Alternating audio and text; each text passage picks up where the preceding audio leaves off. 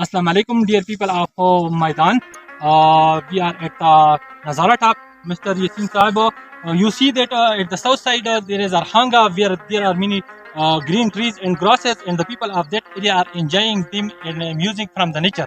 As well as to the east side there is a main Nazara top, where there are too many green trees as well as grasses, and the scene is very wonderful and interesting. As well as to the north side, there is a zakha, khel, darbar and shalobar, where there are also too many green tops like sedekandao, which is look very interesting. There are green areas of zakha khel and monteta top of zakha khel. There are also very plain people and very interesting and hospitalized people are there.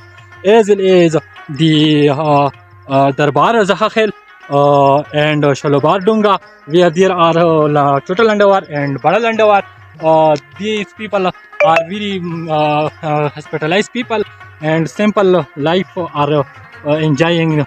They are enjoying the scene of the these tops as well as of the living style. Mr. Yasin Saab has came here and the sheep of the river of the sheep is here with the green grass. He is looking for one sheep for